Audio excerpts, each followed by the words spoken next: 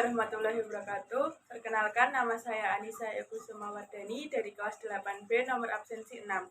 Di sini saya ingin menjelaskan tentang jual beli dan riba. Jadi hasil yang saya baca, saya buat need mapping agar lebih gampang mempelajarinya. Menjadi pribadi yang dapat dipercaya serta terhindar dari riba dalam jual beli dan hutang piutang. Pertama, ketentuan jual beli, hutang piutang, dan riba. Di sini ada 3 materi A, B, dan C. Rukun dan syarat jual beli. Jual beli dalam bahasa Arab disebut al-bai'u, yang berarti menukar barang dengan barang lain secara tertentu.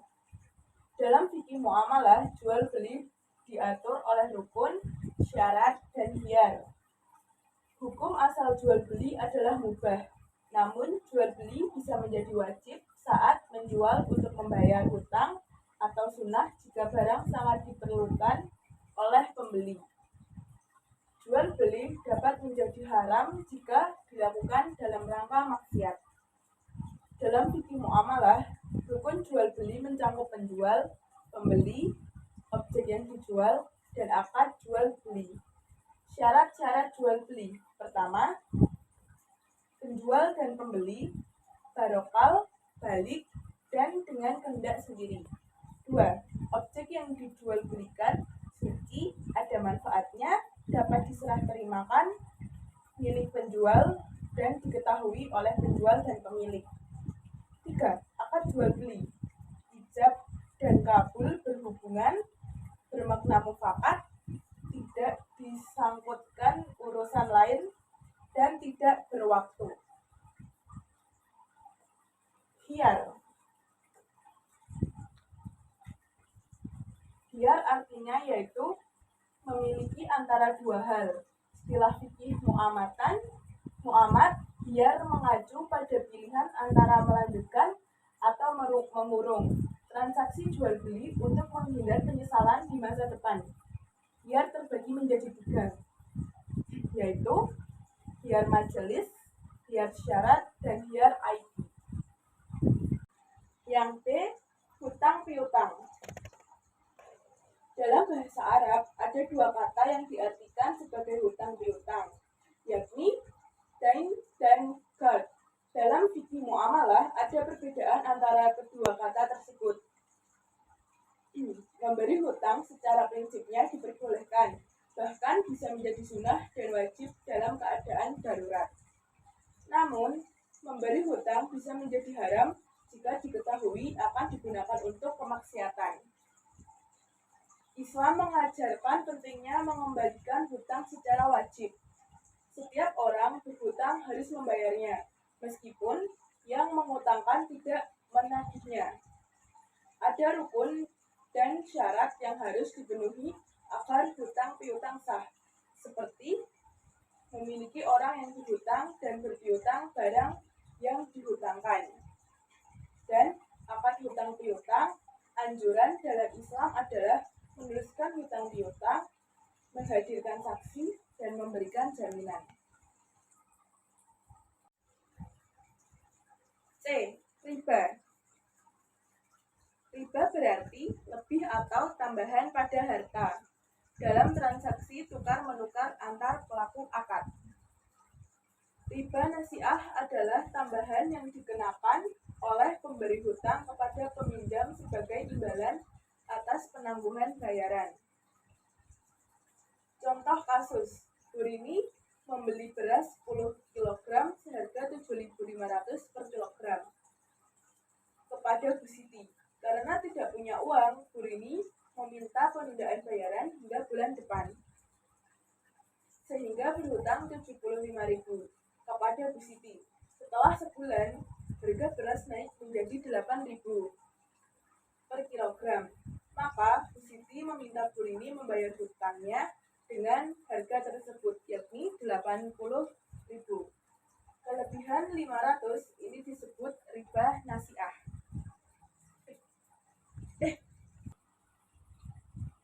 Riba fadl yaitu tukar-menukar barang sejenis dengan kelebihan atau tambahan pada salah satunya.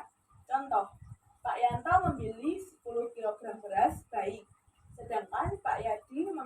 15 kg beras celek. Mereka menukar beras tersebut sesuai kebutuhan masing-masing. Kelebihan 5 kg beras Pak Yadi disebut riba fadl. 2. Jual beli, hutang piutang, dan riba di era modern. Pertama, A. Jual beli online.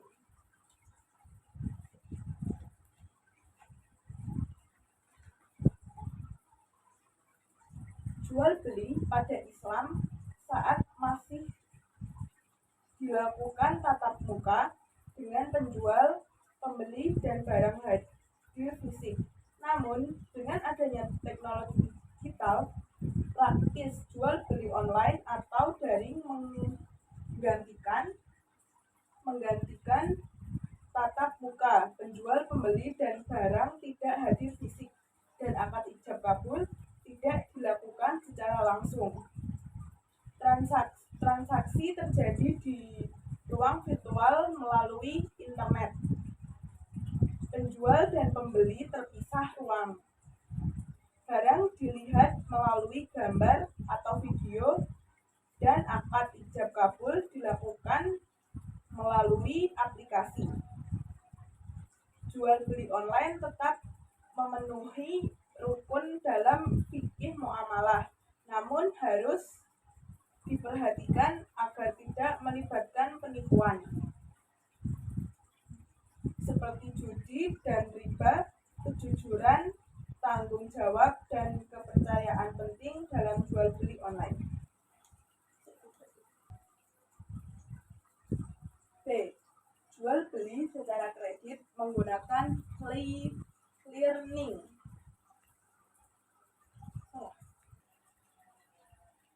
Jual beli secara kredit menggunakan learning.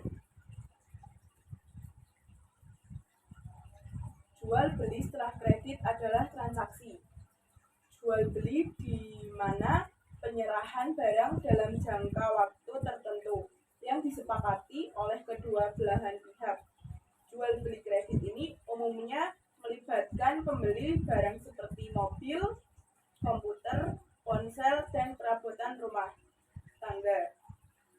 Dalam transaksi, pembeli dapat membawa barang yang diinginkan meskipun memiliki dana yang terbatas, namun harus mengalokasikan dan lebih besar untuk menghasur pembayarannya. Secara umum, ulama meyakini bahwa jual beli kredit ini boleh dan halal karena transaksinya didasarkan pada akad jual beli, bukan hutang piutang. Namun terdapat perbedaan pendapat jika praktik jual beli kredit melibatkan lembaga keuangan seperti leasing.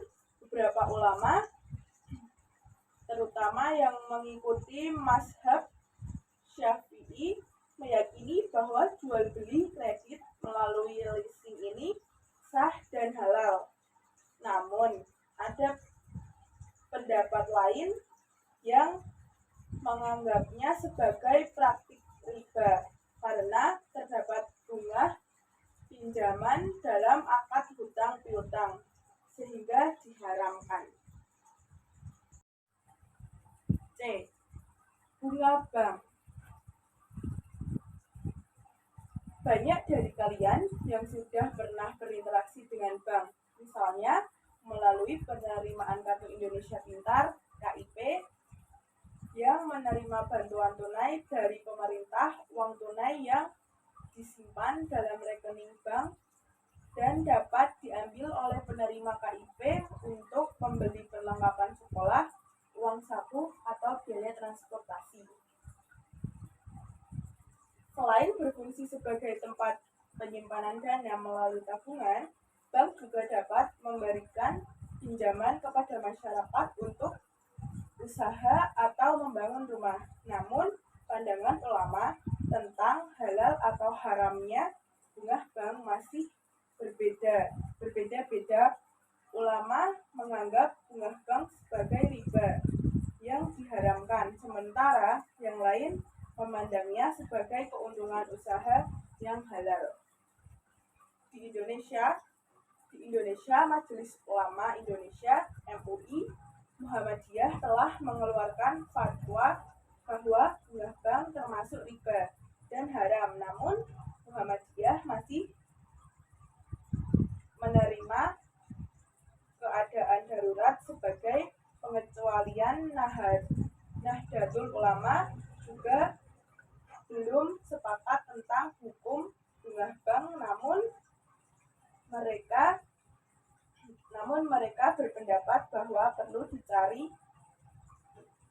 solusi untuk menciptakan perbankan yang sesuai dalam hukum Islam. Dalam menghadapi perbedaan pendapat seperti ini, kita perlu menerapkan toleransi dan saling menghargai.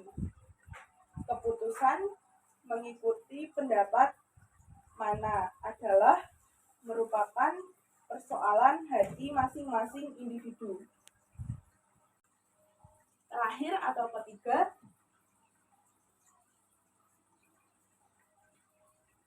nilai kejujuran, tanggung jawab, kepercayaan dalam fikih muamalah.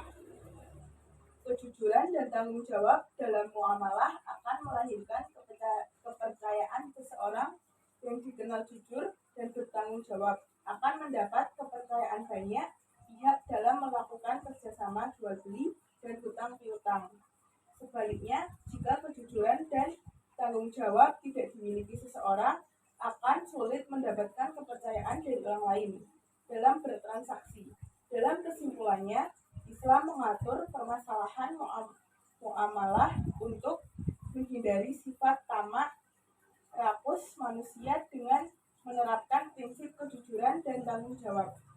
Dengan adanya akad dalam jual beli dan hutang piutang serta menjaga kepercayaan dalam bertransaksi, akan tercipta kerjasama yang adil dan saling menguntungkan.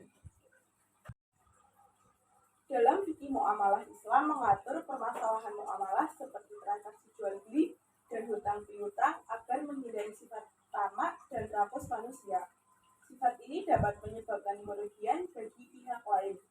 Praktik-praktik yang dilandasi oleh sifat tamak dan rakus seperti riba, memakan yang bukan haknya, dan menipu dalam jual beli sangat tidak dianjurkan dalam Islam. Melalui adanya akad dan jual beli dan hutang piutang, Islam ingin menghadirkan praktik yang adil berdasarkan kejujuran, tanggung jawab, dan kepercayaan. Dengan adanya akad, kedua belah pihak memiliki kesepakatan yang jelas dan tidak ada yang bisa menipu pihak lain. Tanggung jawab dalam membayar hutang juga sangat ditekankan dengan anjuran untuk mencatat